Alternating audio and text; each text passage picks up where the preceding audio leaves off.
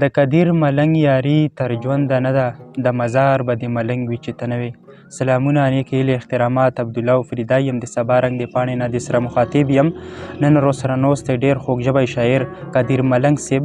غوښتلم چې ملګریو له ترې څه ریکارډ کړو. ډېره مننه عبدالله صاحب سبا رنګ پاڼې، تاسو ډېره مننه او شکریه ادا کوم. زه بېرته یو غزل وړاندې کړم.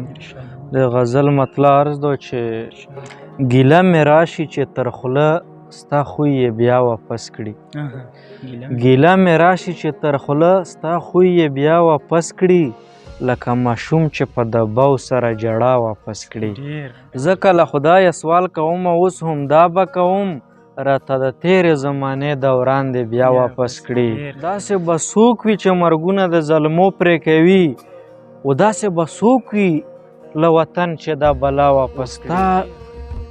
د ستا له دره بې دیدنه داسې راشم اشنا، د ستا له دره بې دیدنه داسې راشم اشنا، لکه محروم د دروازې نه څوک ګدا واپس کړي. ډېره مننه. امتحان پرې محبوبه د خپلې مینې کوي، خالي پیاله به مجنون څنګه د لیلا واپس کړي. وخت به په ورو ورو درنه واخلي د ځواني او حسن، وخت به په ورو ورو درنه واخلي د ځواني او حسن، لکه خزان د پسرلي نه چې ښکلا واپس کړي. ډېره مننه. او اخري مقطع یې ده چې قدیر ملنګ چې ورته کېږدمه دروغ او رښتیا، قدیر ملنګ چې ورته کېږدمه دروغ او رښتیا، نو دغه خلک دروغ واخلي او رښتیا واپس کړي. غزل مطلع عرض ده چې د سترګو له ما پام واوړېدو، د ستا د سترګو له ما پام واوړېدو، په مې د لاسو نه ډک جام واوړېدو. ستا توجه چې رانه بل طرف شوه، رانه په بل پلو الهام واوړېدو. له مرګه پس خونده راکړه سکون، ژوند په فریاد باندې تمام واوړېدو. ښه به وي دا چې ترېنه غلی کښېنم، چې مې حریف له احترام واوړېدو.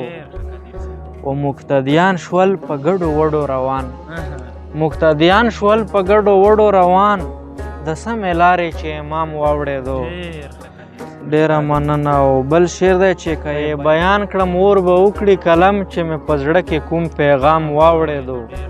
او اخري مقطع یې ده چې قدیر ملنګ شو حقیقت ته روان، د مجازي پوړې یو ګام واوړېدو. ډېره مننه او شکریه. یو ځل بیا قدیر صاحب شکریه ادا کوم چې دومره مصروف وخت کې تو موږ له وخت راکړو، موږ سره کېناستې، سم دی نه ریکارډ کړل.